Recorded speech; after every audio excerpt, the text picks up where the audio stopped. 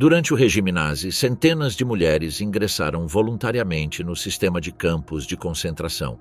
Não foram testemunhas passivas, nem simples auxiliares. Foram autoras diretas de castigos, torturas e assassinatos. Desde Auschwitz até Bergen-Belsen, as guardiãs das SS exercerem uma brutalidade sistemática, diária e, em muitos casos, letal. Não chegaram como algozes. Muitas eram empregadas comuns, jovens sem experiência prévia no uso do poder. Mas o sistema lhes entregou um uniforme, ordens simples e um ambiente sem consequências. Dentro dos campos, aprenderam rápido o que se esperava delas e cumpriram esse papel com uma eficácia que acabaria sendo julgada como crime de guerra. Quem eram essas mulheres? Que crimes de guerra cometeram dentro dos campos? E o que aconteceu com elas quando o Reich colapsou? Carmen Mori, da imprensa internacional ao Bloco da Morte. Nos arquivos do horror nazi, poucas histórias são tão desconcertantes como a de Carmen Maria Castro Mori, uma jornalista suíça educada que terminou convertida em uma das assassinas mais implacáveis do campo de concentração de Ravensbrück. Sua trajetória, que começa nas redações cosmopolitas do jornalismo europeu e culmina nos corredores escuros de um bloco de enfermaria convertido em câmara de morte, revela a capacidade do sistema nazi para absorver, corromper e transformar até mesmo aqueles que inicialmente pareciam alheios à sua ideologia. Nascida a 2 de julho de 1906 em Berna, Suíça, Carmen Mori era filha de um médico respeitado, Ernst Emil Mori, e de Leona Castro Bischoff, de ascendência filipina. Criada em Adelboden, no coração dos Alpes suíços, Mori cresceu em um ambiente culto, multilingüe e privilegiado. Recebeu uma educação primorosa que a orientou primeiro para as artes musicais.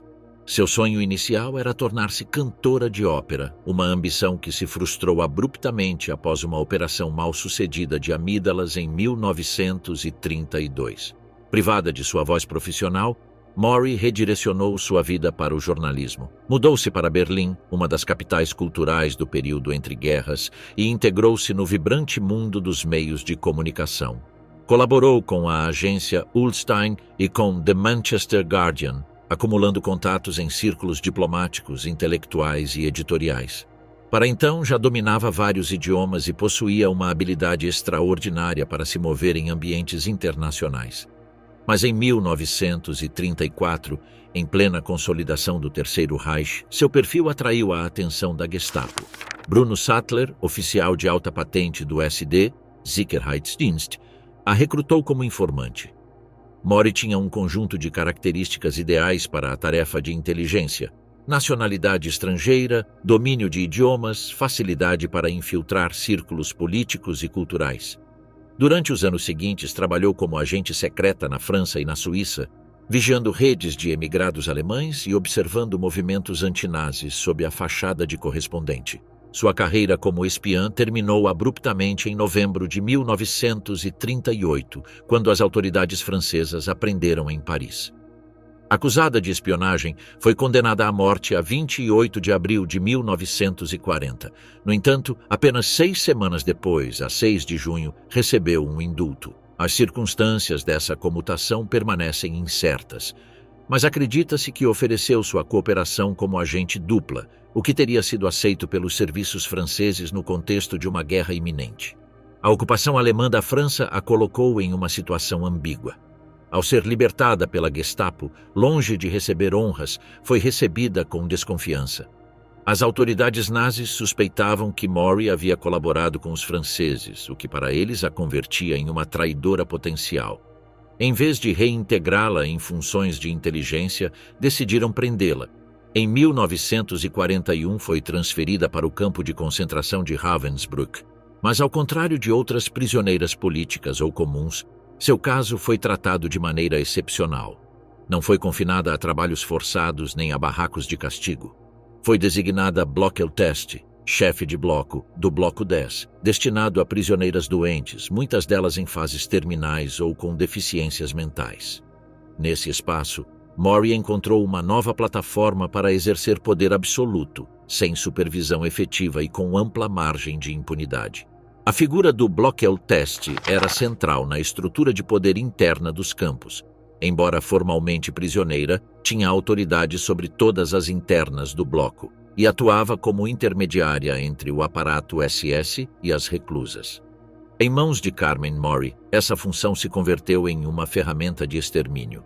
Sob sua supervisão, o Bloco 10 se tornou um centro de morte por negligência deliberada, tortura sistemática e assassinatos encobertos como procedimentos médicos. Documentos britânicos e expedientes judiciais reunidos após a guerra indicam que Mori esteve diretamente implicada em pelo menos 60 assassinatos.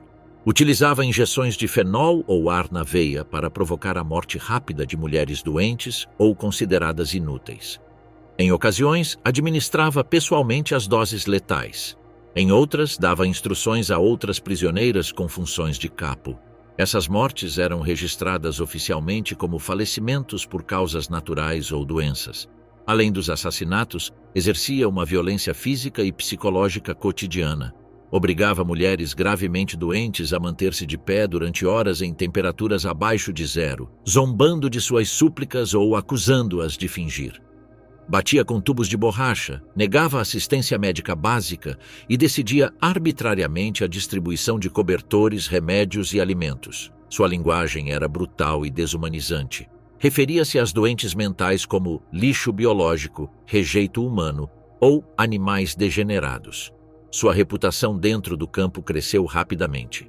As prisioneiras a apelidaram de Anjo Negro de Ravensbrück, em irônica contraposição ao temido Anjo da Morte de Auschwitz. No Bloco 10, sob seu controle, a morte era certa. Quem entrava raramente saía viva. Mori caminhava entre as camas como quem inspeciona gado moribundo, indicando com um simples gesto quem devia ser eliminado naquele dia. Testemunhos apresentados perante o tribunal detalharam episódios em que Mori injetava diretamente substâncias letais a prisioneiras prostradas. Em uma das provas documentais, consignou-se a existência de um pequeno registro que levava consigo, onde anotava nomes, datas e causas falsificadas de morte, como parada respiratória ou febre alta. Foram confirmadas colaborações pontuais entre Mori e pessoal médico das SS no âmbito do chamado Programa de Seleção Interna. Esse procedimento consistia em classificar prisioneiras doentes segundo sua utilidade biológica e aplicar medidas terminais àquelas consideradas irreversíveis. Embora não fizesse parte do corpo médico, Mori cumpria funções logísticas e executoras, facilitando as listas de selecionadas e acelerando sua morte mediante injeções, asfixia ou privação total de cuidados. Após a queda do regime nazi e a chegada do Exército Vermelho em 1945, Mori conseguiu escapar durante o caos da libertação. Incrivelmente, conseguiu um emprego como intérprete para as forças britânicas em Hamburgo, utilizando seu domínio do inglês e sua experiência prévia em ambientes internacionais. No entanto, seu passado não tardou a alcançá-la. Uma ex-prisioneira a reconheceu e denunciou, o que levou à sua prisão e transferência imediata para Lübeck para ser interrogada pela inteligência militar britânica. Em dezembro de 1946, foi incluída na primeira leva de acusadas do julgamento de Ravensbrück, que se celebrou em Hamburgo, e se estendeu até fevereiro de 1947. Esse tribunal, sob jurisdição britânica, julgou o pessoal feminino do campo por crimes de guerra e crimes contra a humanidade. Durante o julgamento, os promotores apresentaram provas documentais, certificados de óbito falsificados, declarações de internas, relatórios médicos e correspondência interna do campo. Foram detalhados procedimentos de assassinato mediante injeções, espancamentos que resultavam em coma ou morte, e medidas deliberadas para acelerar o colapso físico das internas. Mori não negou sua presença nem sua patente dentro do campo, mas sustentou que atuava sob ordens superiores e que não tinha intenção pessoal de matar. Argumentou que apenas cumpria funções de administração e que o pessoal médico era responsável pelas mortes. O tribunal rejeitou essa versão pela abundância de provas materiais e por sua posição hierárquica dentro do bloco médico. Foi condenada à morte a 3 de fevereiro de 1947. A 9 de abril de 1947, pouco antes de sua execução programada, foi encontrada morta em sua cela. Tinha se suicidado com uma lâmina de barbear. Seu corpo foi sepultado sem cerimônia em um cemitério próximo à prisão de Hamburgo, sob custódia de soldados britânicos. Não foi emitida declaração oficial posterior. Gerda Bothe, a sombra letal das marchas da morte. Gerda Bothe representa a transformação típica de uma trabalhadora alemã ordinária em algoz do terror nazi. Nascida a 3 de janeiro de 1921 em Tetterow, Mecklenburgo-Schwerin, cresceu em um ambiente rural de classe trabalhadora, sem antecedentes políticos nem afiliações extremistas conhecidas. Sua infância transcorreu em um contexto familiar modesto, marcado pela precariedade do período de entreguerras e o desemprego generalizado na Alemanha de Weimar. No começo da década de 1940, trabalhava em uma oficina de carpintaria operada por sua família e mais tarde se formou como auxiliar de enfermagem em uma clínica industrial local, atendendo principalmente a operários com lesões laborais. Não tinha militância no Partido Nazi, mas fez parte da Liga das Moças Alemãs, Bund Deutscher Mädel, a organização juvenil feminina do regime. A pertença a essa estrutura, obrigatória para muitas adolescentes alemãs, a vinculou indiretamente com o aparelho estatal. Em 1942, o regime intensificou o recrutamento feminino para cobrir vagas em campos de concentração devido ao incremento exponencial de prisioneiros no marco da Solução Final. Bothe foi uma das selecionadas para incorporar-se ao sistema. Esse mesmo ano foi enviada a Ravensbrück, o principal campo de treinamento para mulheres SS, onde completou um curso intensivo de 1 mês. Ali recebeu instrução em normas de subordinação, técnicas de vigilância, manejo de reclusas, trabalho forçado e castigos físicos. Não se tratava de uma formação acadêmica nem técnica, mas de um adoctrinamento acelerado nos métodos do sistema concentracionário. As supervisoras eram avaliadas por sua capacidade de impor disciplina sem vacilar, sua lealdade ideológica e sua disposição ao uso da violência como ferramenta de controle. Em outubro de 1942, Gerda Bothe foi designada a Stutthof, um campo localizado a 36 quilômetros de Gdansk, que funcionava como centro de extermínio regional para judeus poloneses, partisãs e prisioneiros políticos. Ali começou seu serviço ativo como Aufseherin, supervisionando comandos de trabalho forçado ao ar livre. Já desde suas primeiras semanas de serviço, mostrou uma clara tendência para a brutalidade física. Relatórios posteriores a descrevem golpeando prisioneiras com as mãos, com porretes de borracha e com o cabo de seu rifle. Um processo do Tribunal de Belsen documenta que agrediu uma mulher mais velha que tropeçou durante uma inspeção, deixando-a inconsciente de um golpe direto na cabeça com a coronha da arma. Em julho de 1944 foi transferida para Bromberg Ost, um subcampo de Stutthof situado em Bydgoszcz. Nesse lugar, as prisioneiras trabalhavam jornadas extenuantes de até 14 horas em fábricas de munições ou instalações de armazenamento militar. Bothe estava a cargo de um dos comandos de trabalho e foi apontada por múltiplas testemunhas como uma das guardias mais violentas. A estrutura de comando permitia às Aufseherinnen exercer controle absoluto sobre grupos de até 100 mulheres, e Bothe utilizava esse poder para castigar com pancadas qualquer desobediência percebida, incluindo caminhar lento, olhar diretamente para uma guardia ou tentar falar durante o trabalho. No começo de 1945, o avanço do Exército Vermelho para o oeste obrigou os nazis a evacuar vários campos. Bothe foi designada como escolta de uma marcha de evacuação que passaria para a história por sua crueldade. A 21 de janeiro de 1945, milhares de prisioneiras foram forçadas a abandonar Gdansk a pé em direção a Bergen-Belsen, percorrendo mais de 500 quilômetros durante o inverno mais cruel registrado na região havia décadas. As temperaturas desciam abaixo dos menos 20 graus centígrados. A maioria caminhava com roupas inadequadas, sem luvas nem proteção térmica, e as rações consistiam em um pedaço de pau negro ao dia, quando havia disponibilidade. Durante mais de um mês de trajeto, sucederam-se mortes por hipotermia, desnutrição, infecção e esgotamento total. Bothe marchava ao longo do grupo, armada com um chicote de couro trançado e um fuzil Karabiner 98K, o padrão da Wehrmacht. Golpeava sistematicamente a quem parava, tropeçava ou perdia o passo. Segundo relatórios do tribunal, Lissau atribuídos ataques diretos com o cano do fuzil contra uma jovem de 16 anos que desmaiou e múltiplas agressões com bastões para obrigar a caminhar mulheres já colapsadas pelo frio. Os cadáveres de quem não podia continuar eram abandonados à beira do caminho, onde morriam congeladas em questão de horas. As estimações históricas atribuem entre 800 e 1.200 mortes a essa única marcha. Ao chegar a Bergen-Belsen no final de fevereiro, o estado físico das prisioneiras era crítico. Bothe foi designada ao comando de um comando de 60 mulheres encarregadas de recolher lenha nos arredores do campo. A disciplina que impus seguia os mesmos parâmetros de brutalidade. As mulheres não podiam parar durante o trabalho. Os descansos não eram permitidos e qualquer tentativa de sentar ou apoiar as costas em uma parede era castigada com bofetadas, chutes ou bastonadas.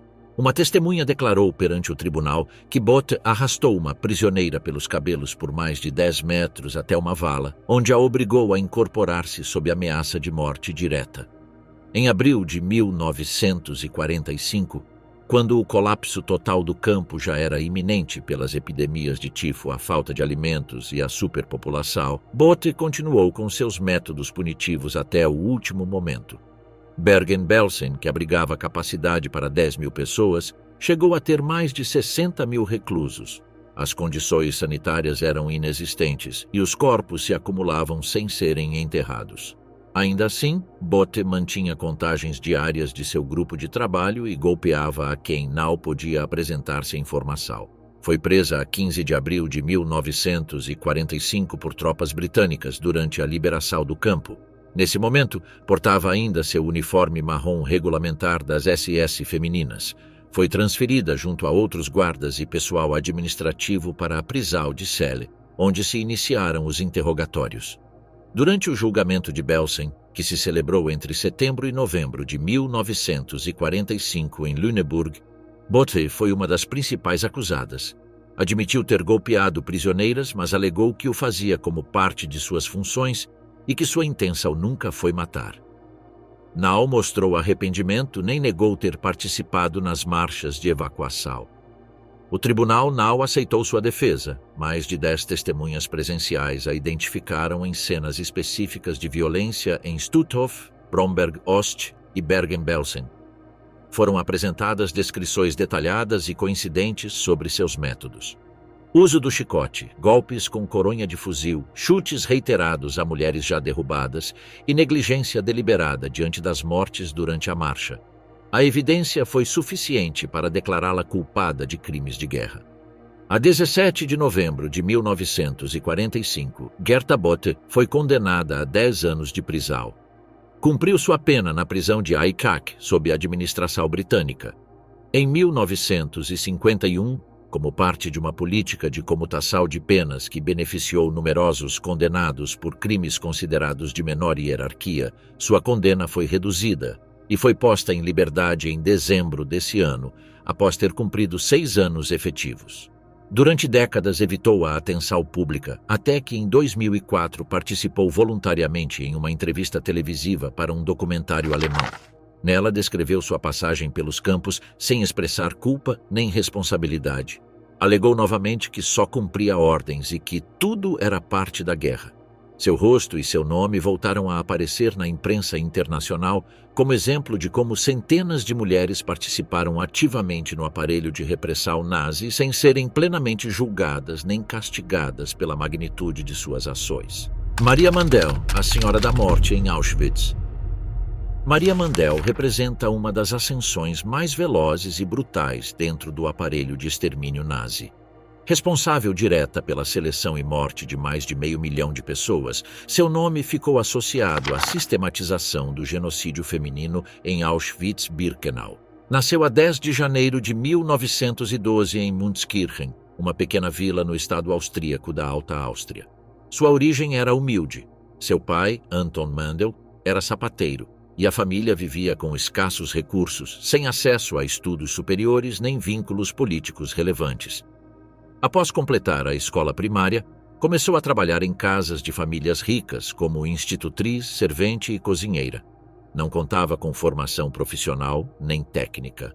A anexação da Áustria ao Terceiro Reich em março de 1938 abriu novas oportunidades laborais para mulheres sem estudos, especialmente dentro do sistema concentracionário, que nesse momento começava a expandir-se de forma acelerada. Esse mesmo ano foi admitida como Aufseherin, guardiã, no campo de concentração de Lichtenburg, destinado inicialmente a mulheres socialistas, comunistas e testemunhas de Jeová. Ali recebeu sua primeira formação em disciplina paramilitar, normas hierárquicas e controle de prisioneiras. Em 1939 foi transferida para Ravensbrück, campo exclusivo para mulheres situado ao norte de Berlim. Ali se consolidou como supervisora de barracas, mostrando uma atitude rígida, extremamente estrita e obediente. Sua capacidade para impor disciplina sem mostrar vacilação a fez destacar rapidamente ante os oficiais das SS. Mandel não só era eficiente, era meticulosa, rápida para castigar e aparentemente insensível ao sofrimento. Seus superiores a sinalizaram como uma figura idônea para postos de maior responsabilidade. A meados de 1942, foi selecionada para integrar o complexo de Auschwitz-Birkenau, o epicentro do genocídio europeu. Em outubro desse ano, foi nomeada Oberaufseherin, a máxima autoridade feminina do campo. Seu cargo implicava a supervisão direta de mais de 200 guardiãs SS, o controle de mais de 30.000 mulheres prisioneiras e a coordenação do trabalho forçado em fábricas, campos agrícolas e barracas. Reportava diretamente ao comandante do campo e sua assinatura figura em numerosos documentos oficiais, incluindo listas de prisioneiras selecionadas para serem fuziladas ou enviadas às câmaras de gás. Seu papel mais decisivo e letal foi nas seleções realizadas na rampa ferroviária de Birkenau.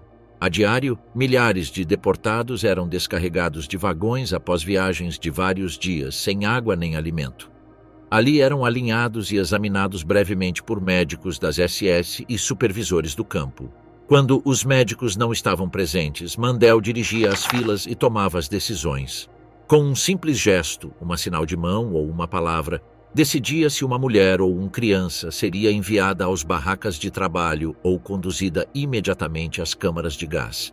Este procedimento se repetiu de maneira sistemática durante meses, e especialmente durante a onda de deportações massivas desde a Hungria entre maio e julho de 1944.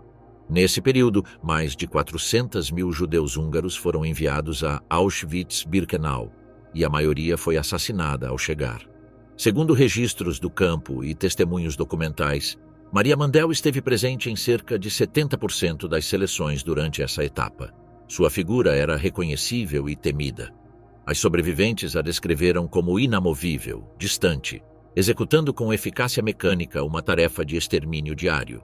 Além de suas funções logísticas e repressivas, Mandel implementou um mecanismo insidioso de opressão psicológica, a criação e direção da Orquestra Feminina de Auschwitz.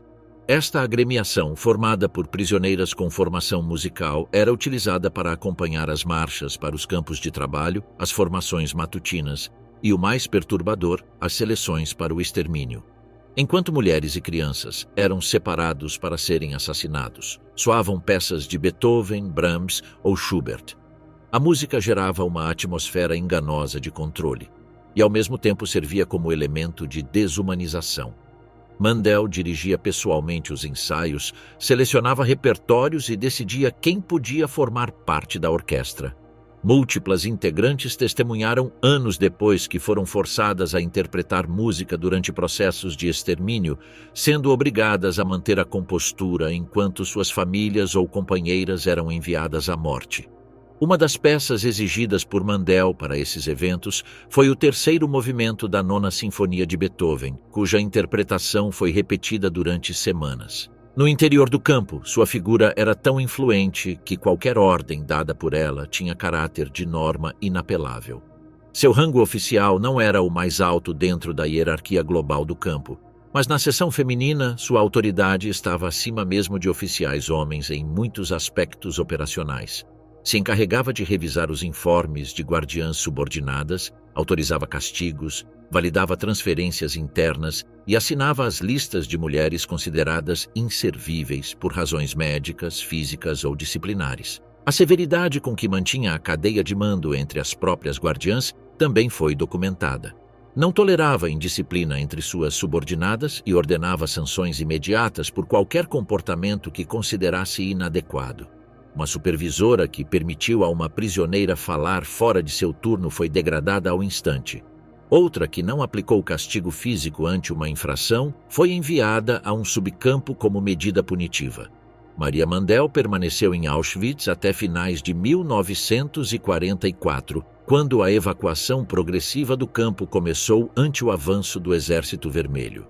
Foi transferida brevemente para Mühldorf, um subcampo de Dachau, onde supervisionou um grupo reduzido de guardiãs e prisioneiras até a queda final do regime. Em agosto de 1945, foi capturada por tropas americanas na Baviera. No interrogatório inicial, negou participação direta em assassinatos, alegando que sua função era administrativa.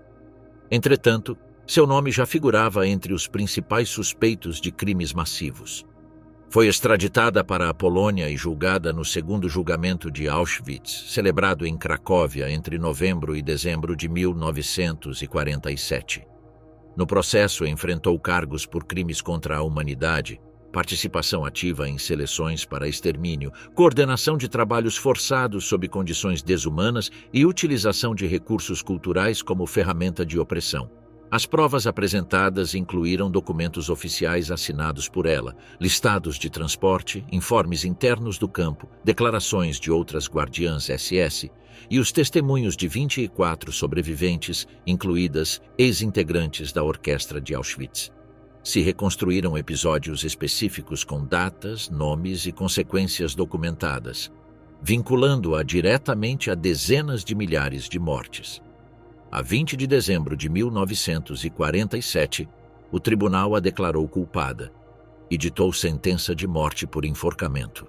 A 24 de janeiro de 1948 foi executada na prisão de Montelupich, em Cracóvia, junto a vários de seus coimputados. Não deixou declaração final nem testamento público. Seu corpo foi enterrado sem cerimônia oficial. Anneliese Coleman, o silencioso chicote de Bergen-Belsen. Anneliese Coleman encarna a transformação de uma trabalhadora civil sem antecedentes políticos em uma das guardiãs mais temidas do sistema concentração nazi. Nasceu a 1 de março de 1921 em Hamburgo, Alemanha. Durante a sua juventude, trabalhou como condutora de elétrico na rede de transporte urbano da cidade hanseática, uma ocupação comum entre mulheres na fase final da guerra, quando muitos homens já tinham sido enviados para a frente. Não tinha formação militar nem experiência em instituições repressivas antes de ser recrutada pelas SS. Mas o colapso logístico do Reich, em finais de 1944, impulsionou uma campanha acelerada de contratação feminina para cobrir a crescente demanda de pessoal nos campos de concentração. Em novembro de 1944, foi enviada para o campo de concentração de Neuengamme, situado a sudeste de Hamburgo, para receber treinamento básico como Aufseherin. Este campo, inicialmente concebido como prisão para presos comuns, transformou-se progressivamente em centro de trabalho forçado para prisioneiros políticos, opositores ao regime e judeus deportados. O curso de formação para novas guardiãs durava 3 semanas e se focava exclusivamente em técnicas de disciplina, obediência sem questionamento e aplicação de castigos físicos. Não incluía preparação médica nem instrução armada avançada. As sessões eram dirigidas por pessoal das SS, que ensinava as recrutas a manter a ordem mediante a intimidação sistemática e o uso rotineiro da violência como método de controlo. Durante este período de instrução, Coleman foi identificada como especialmente apta para a imposição de disciplina física. A sua disposição em aplicar castigos severos sem vacilação lhe assegurou uma atribuição imediata a tarefas de vigilância direta sobre prisioneiras. Foi transferida para Bergen-Belsen em dezembro de 1944, justo quando o campo começava a receber um fluxo massivo de prisioneiros trasladados de Auschwitz e outros campos do leste ante o avanço soviético. Ali adotou como elemento característico um chicote trançado de couro de 90 centímetros, que levava pendurado no cinto e que empregava com frequência contra as internas. Em Bergen-Belsen, Coleman encarregou-se das contagens matutinas e vespertinas, assim como da supervisão de traslados internos entre barracas e áreas de trabalho. O seu uso do chicote era desproporcional e constante. Batia em prisioneiras por perderem o equilíbrio, por tardarem em formar filas ou simplesmente por tropeçarem durante os deslocamentos. Um dos testemunhos recolhidos durante os interrogatórios britânicos indica que Coleman aplicava não menos de 20 chicotadas diárias, sem distinguir entre mulheres jovens, anciãs ou doentes.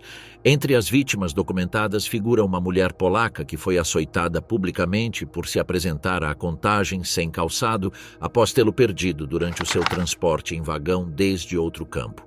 A agressão lhe provocou lesões nas pernas e costas, agravadas pela falta de atenção médica. Coleman também aplicava castigos por atos menores, como tentar apanhar comida do chão, repartir rações entre companheiras ou falar sem permissão. Em um dos episódios melhor documentados, uma prisioneira húngara relatou que Coleman açoitou durante mais de 15 minutos uma mãe que tinha tentado esconder a sua filha num armazém, temendo que fosse selecionada para trabalhos forçados. O relatório médico britânico, elaborado após a libertação do campo, confirmou fraturas bilaterais nos omoplatas da vítima, assim como hematomas no tórax e pernas. O castigo foi presenciado por outras internas e executado como escarmento coletivo. Em março de 1945, quando os subcampos de Hanover foram evacuados, Coleman participou em uma das marchas forçadas para Bergen-Belsen. Estas marchas consistiam em trajetos de até 25 quilômetros diários sob condições climáticas extremas, sem abrigo, sem alimento suficiente e com vigilância armada. Coleman caminhava à margem do grupo, aplicando golpes com o chicote ou com um bastão às prisioneiras que diminuíam o ritmo. Levava uma lanterna de metal pendurada no pescoço, cuja empunhadura também usava como arma improvisada em horas noturnas. Em pelo menos 3 casos documentados, são atribuídas mortes diretas a agressões propinadas por ela durante esta marcha. As prisioneiras mais fracas eram obrigadas a caminhar presas ao bastão mediante a roupa ou o cabelo, sendo golpeadas reiteradamente para evitar que se detivessem. Não se permitia descansar e quem colapsava era abandonada na berma. À sua chegada a Bergen-Belsen em abril de 1945, o campo já se encontrava colapsado. Abrigava mais de 60 mil prisioneiros em instalações desenhadas para 1/3 dessa cifra. Não havia fornecimento de água corrente, as entregas alimentares tinham sido interrompidas e os cadáveres se acumulavam entre as barracas. O tifo propagava-se sem controlo, provocando mais de 300 mortes diárias. Apesar do estado crítico do campo, Coleman continuou aplicando castigos físicos até ao 13 de abril, apenas 2 dias antes da libertação. Encontrava-se então atribuída à Barraca 22, onde se alojavam prisioneiras húngaras sobreviventes de transportes massivos. Mantinha intacto o seu uniforme regulamentar castanho, botas pretas altas e o chicote pendurado no cinto. A 15 de abril de 1945, tropas britânicas ao comando do brigadeiro Glyn Hughes ingressaram em Bergen-Belsen. Ante a magnitude do desastre humanitário encontrado, procedeu-se à detenção imediata de todo o pessoal das SS presente no campo.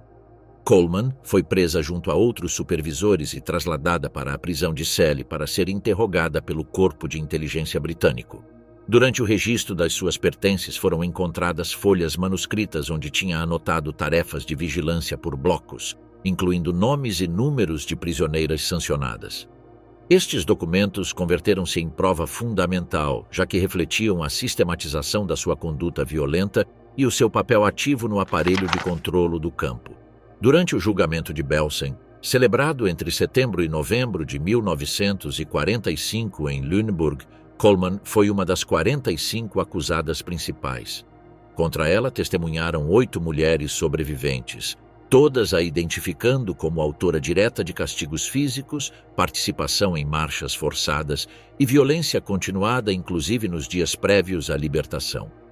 As declarações foram corroboradas por outros documentos do campo, registros de falecimentos e a documentação encontrada na sua posse.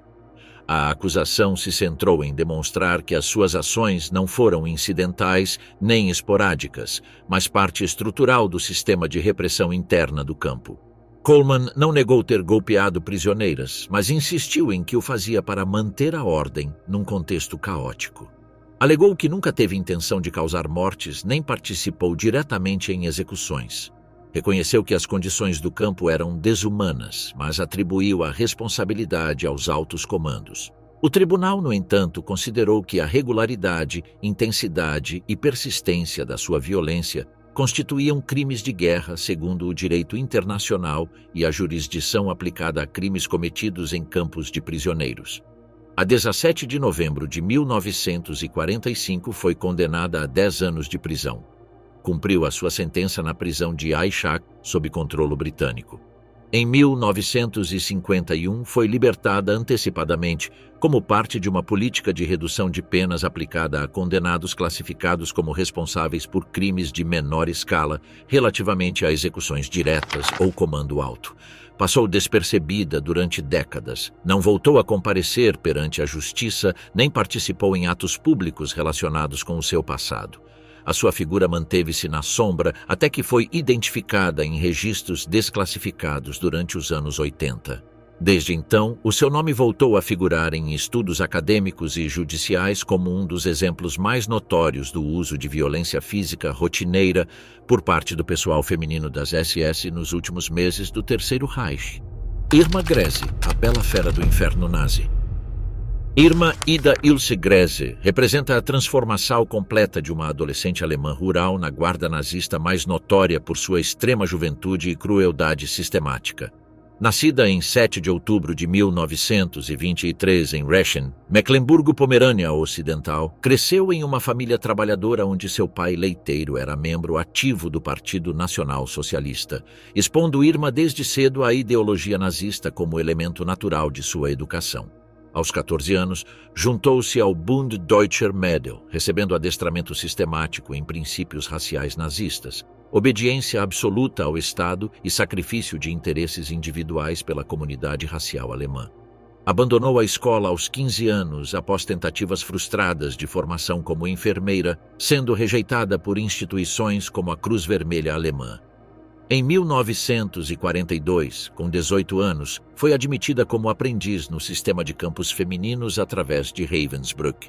Durante 6 semanas, completou formação intensiva centrada em vigilância, disciplina física, estrutura hierárquica SS e desenvolvimento de mentalidade para exercer violência sistemática sem vacilação moral. Demonstrou aptidões excepcionais, obediência absoluta, capacidade para aplicar castigos, sem compaixão e dedicação total aos objetivos do sistema. Essas qualidades distinguiram sua promoção acelerada. Em março de 1943, foi designada para Auschwitz, inicialmente ao campo principal e posteriormente a Birkenau. Em 1944, com 21 anos, foi nomeada Oberaufseherin adjunta com autoridade sobre centenas de prisioneiras e pessoal auxiliar, tornando-se uma das mulheres mais jovens a alcançar tal nível de autoridade dentro do sistema carcerário. Em Auschwitz, participou ativamente em seleções de deportados na rampa ferroviária, onde médicos SS determinavam destinos: trabalho forçado temporário ou morte imediata a gás. Sua participação a colocou em responsabilidade direta sobre a vida e a morte de milhares. Os registros indicam que durante seu serviço participou em seleções que conduziram ao assassinato de aproximadamente 30 mil prisioneiras, majoritariamente durante a deportação húngara do verão de 1944. Seus métodos de violência eram característicos e sistemáticos. Empregava um chicote trançado de couro, ocasionalmente reforçado com arame, para castigar transgressões mínimas como mover-se durante contagens ou falar em voz alta. Utilizava botas militares modificadas com cravos metálicos para golpear abdômen, pernas e costas. Uma sobrevivente testemunhou que ela chutou tão brutalmente uma grávida que a vítima sangrou profusamente, perdendo o filho e a vida. O cão pastor alemão, designado como equipamento oficial, tornou-se seu instrumento mais temido. Treinava deliberadamente o animal para atacar prisioneiras e incitava regularmente esses ataques contra quem se separava das filas, tropeçava durante marchas ou simplesmente se encontrava em seu caminho durante demonstrações de poder. As mordidas resultaram mortais em múltiplos casos, seja por ferimentos diretos ou infecções posteriores sem tratamento. Durante inspeções, portava uma pistola curta regulamentar, embora sem disparos documentados contra prisioneiras. A utilizava para intimidação psicológica, golpeando com a coronha durante castigos públicos ou desenfundando-a parcialmente como ameaça em confrontos disciplinares. Sua presença se caracterizava por rigidez, metodicidade e disciplina obsessiva, mantendo postura militar perfeita e sendo extremamente rigorosa com guardas subordinadas. Suas frases características durante castigos públicos incluíam: "A disciplina mantém a ordem e a desobediência equivale à morte", refletindo adesão pessoal à ideologia carcerária e convicção de que a violência extrema era instrumento necessário para manter o controle. Os registros não documentam um único ato de clemência durante todo o seu período de serviço. Mantinha relações hierárquicas próximas com pessoal médico de alta patente, especialmente Joseph Mengele, responsável por experimentos criminais e seleções para gás. Os documentos administrativos registram sua presença junto a Mengele durante ao menos 18 processos de seleção no outono de 1944. Funcionava como conselheira na determinação de aptidão laboral versus envio direto às câmaras, sendo sua opinião especialmente valorada em casos de prisioneiras enfermas ou debilitadas. Em março de 1945, o avanço soviético em direção a Auschwitz obrigou a evacuação do campo. Greze foi transferida para Bergen-Belsen, acompanhando transportes finais que trasladaram milhares de prisioneiras para o interior alemão. Bergen-Belsen, já colapsado por superpopulação e epidemias de tifo, tornou-se o cenário final de sua carreira, mantendo métodos violentos até a chegada britânica. Detida em 15 de abril de 1945 junto ao pessoal de Bergen-Belsen, que não conseguiu evacuar, foi processada durante o julgamento de Belsen em Lüneburg, setembro-novembro de 1945. 27 testemunhas declararam especificamente contra ela, incluindo sobreviventes de Auschwitz e Bergen-Belsen, mais pessoal auxiliar capturado que havia servido sob sua autoridade.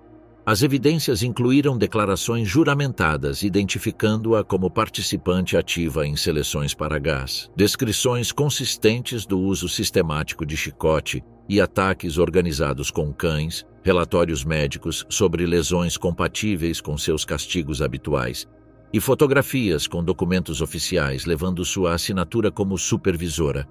Não negou ter golpeado prisioneiras nem participado em seleções, mas insistiu em agir sob ordens diretas, negando intenção pessoal de causar mortes.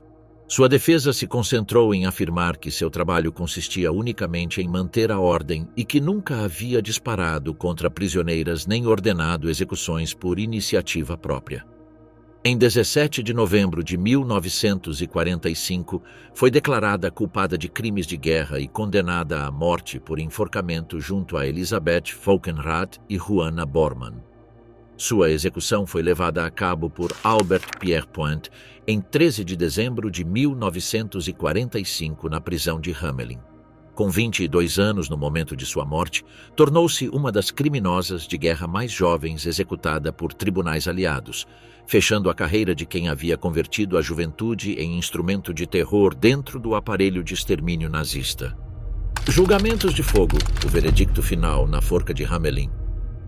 A libertação de Bergen-Belsen, a 15 de abril de 1945, revelou condições que impulsionaram as autoridades britânicas a organizar um dos primeiros tribunais de crimes de guerra, estabelecendo precedentes para a justiça internacional. A descoberta de 10 mil cadáveres sem sepultura e 60 mil sobreviventes em estado crítico demandou resposta judicial imediata, que se converteria em modelo para processos posteriores.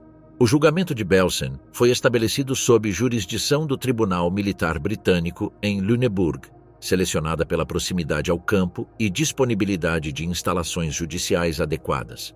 As autoridades consideraram fundamental realizar o processo em território alemão para estabelecer conexão direta entre crimes e consequências, demonstrando que a justiça alcançaria os perpetradores no mesmo lugar onde atuaram. As audiências se desenvolveram de 17 de setembro a 17 de novembro de 1945, presididas pelo tenente-coronel R.F. Scott, com fiscais militares especializados e defensores oficialmente designados. O marco legal foi a Lei de Crimes de Guerra do Exército Britânico, legislação designada especificamente para processar responsáveis por atrocidades contra prisioneiros de guerra e população civil em territórios ocupados. Esta legislação permitia julgar por crimes contra a humanidade sem requerer prova direta de intenção criminal individual, estabelecendo que a participação conhecida em sistemas criminais constituía evidência suficiente para determinar culpabilidade. O princípio reconhecia que os campos funcionavam como empresas criminais coletivas onde cada participante contribuía para o resultado final, independentemente de seu nível hierárquico. Entre 45 acusados, 16 eram mulheres do corpo feminino SS que haviam exercido funções em Ravensbrück, Auschwitz e Bergen-Belsen. Essa proporção significativa representava reconhecimento explícito de que a responsabilidade por crimes nazistas incluía a participação feminina ativa no sistema de extermínio, desafiando conceitos tradicionais sobre papéis de gênero na violência organizada. As acusadas principais foram Irma Grese, Elisabeth Volkenrath e Juana Bormann, apontadas por múltiplas testemunhas como responsáveis diretas por assassinatos, espancamentos sistemáticos e participação em seleções para câmaras de gás. Outras processadas incluíram Anneliese Coleman, Herta Ehlert, Ilse Loth e Grete Bösel, cada uma enfrentando acusações específicas baseadas em testemunhos diretos e evidência documental. O procedimento judicial se caracterizou por rigor na apresentação de evidências e verificação de testemunhos. As regras permitiam a admissão de testemunhos orais corroborados por fontes adicionais, declarações juramentadas verificadas mediante interrogatórios cruzados, documentos oficiais incluindo ordens escritas e registros administrativos e objetos físicos recuperados como chicotes, uniformes e armas utilizadas pela equipe. A metodologia estabelecia que não era necessário provar intenção criminal individual, mas demonstrar conhecimento e participação em sistemas designados para cometer crimes contra a humanidade. Cada acusada teve direito à defesa legal, intérpretes quando necessário e tempo para apresentar testemunhas de descargo, embora a esmagadora evidência fizesse com que as defesas se centrassem em argumentos de obediência a ordens ou negação de conhecimento sobre consequências. As 3 mulheres condenadas à morte foram identificadas por múltiplas testemunhas como responsáveis pelos crimes mais graves: participação direta em assassinatos, aplicação de tortura sistemática resultando em mortes, participação consciente em seleções para gás e manutenção desses comportamentos durante períodos prolongados em múltiplos campos. O tribunal considerou que o nível de crueldade, posição hierárquica, duração da conduta criminal e escala de vítimas justificavam a pena capital. As sentenças foram ditadas a 17 de novembro de 1945, imediatamente após o encerramento das audiências. As execuções foram programadas na prisão de Hamelin, uma instalação alemã reconvertida por autoridades britânicas para abrigar prisioneiros de guerra e reclusos do sistema nazista, selecionada por sua capacidade para manejar execuções múltiplas e localização acessível para pessoal militar britânico. A execução de 13 de dezembro de 1945 foi levada a cabo por Albert Pierrepoint, algoz oficial britânico que havia desenvolvido o sistema de queda longa para garantir morte instantânea mediante fratura cervical. Seu procedimento seguia protocolo padronizado: traslado individual desde celas, registro de estatura e peso para cálculos precisos de comprimento de corda, posicionamento sobre tramela de aço e execução mediante ativação de alavanca. A forca de Hamelin permitia execuções simultâneas de até 3 pessoas, embora naquele dia se realizaram individualmente para garantir precisão técnica. Irma Grese foi executada às 9h34, Elisabeth Volkenrath às 9h40 e Juana Bormann às 9h45. Os registros indicam que cada queda durou entre 11 e 16 segundos desde a abertura da tramela até verificação de óbito pelo capitão R.T. Hovenden, médico oficial do tribunal. No total, 13 pessoas foram executadas naquela manhã, incluindo Josef Kramer, comandante de Auschwitz-Birkenau e Bergen-Belsen. A documentação completa foi preservada em arquivos britânicos, relatórios médicos certificando morte por fratura cervical instantânea, planilhas de Pierrepoint, fotografias de uniformes e pertences pessoais, e testemunhos de guardas de prisão e capelão militar. Os restos mortais foram enterrados em fossas comuns sem marcas individuais nem cerimônias públicas, sob confidencialidade estrita. Não se realizaram declarações públicas e a operação completa foi registrada como missão oficial sob controle do Ministério da Guerra britânico. A documentação permaneceu classificada por 40 anos, sendo desclassificada em 1985 e depositada nos Arquivos Nacionais do Reino Unido sob referência AWO 309-444. O julgamento de Belsen estabeleceu precedentes legais duradouros que influenciaram Nuremberg e processos posteriores de desnazificação. A participação feminina como acusadas principais demonstrou que a responsabilidade criminal por atrocidades massivas não estava limitada por gênero, estabelecendo que mulheres podiam ser consideradas igualmente responsáveis por crimes contra a humanidade quando participavam voluntariamente em sistemas de extermínio. A metodologia judicial, enfatizando participação em empresas criminais coletivas mais que responsabilidade individual por atos específicos, se converteu em modelo para processos contra perpetradores de genocídio. O tribunal estabeleceu que conhecimento de consequências criminais combinado com participação voluntária continuada constituía evidência suficiente para a culpabilidade, independentemente de alegações de obediência a ordens. As execuções representaram o primeiro caso onde mulheres foram executadas especificamente por crimes de guerra e contra a humanidade, estabelecendo o precedente de que participação feminina em atrocidades seria julgada com padrões idênticos a perpetradores masculinos, sem considerações especiais baseadas em estereótipos de gênero sobre natureza feminina ou propensão para a violência. O processo completo durou 8 meses, desde libertação até execuções, convertendo-se em modelo de eficiência judicial que balanceou necessidade de justiça rápida com requerimentos de devido processo. A velocidade refletia a urgência aliada por estabelecer consequências imediatas para crimes descobertos e disponibilidade de evidência esmagadora que facilitou determinação de culpabilidade. Os testemunhos proporcionaram documentação judicial completa sobre funcionamento interno de campos, especialmente o papel feminino na operação diária do sistema de extermínio. As declarações revelaram métodos de tortura, sistemas de seleção para gás, condições de vida e estrutura hierárquica que permitia funcionamento eficiente da maquinaria de morte nazista. A cobertura midiática internacional levou pela primeira vez ao público mundial imagens e testemunhos diretos sobre a realidade dos campos, contribuindo significativamente ao conhecimento público sobre alcance e natureza do Holocausto. As fotografias do tribunal, retratos de acusadas e relatos de testemunhos foram amplamente publicados, gerando impacto duradouro na opinião pública sobre responsabilidade alemã. O caso específico das guardiãs executadas demonstrou que a brutalidade extrema documentada não podia ser explicada como resultado de ordens masculinas impostas sobre mulheres relutantes, mas que refletia a participação voluntária e entusiasta de mulheres que haviam abraçado completamente a ideologia nazista e encontrado no sistema de campos oportunidade para exercer poder absoluto sobre vítimas indefesas. As execuções de 13 de dezembro de 1945 marcaram o final de carreiras criminais que haviam participado diretamente na morte de dezenas de milhares de prisioneiros em múltiplos campos.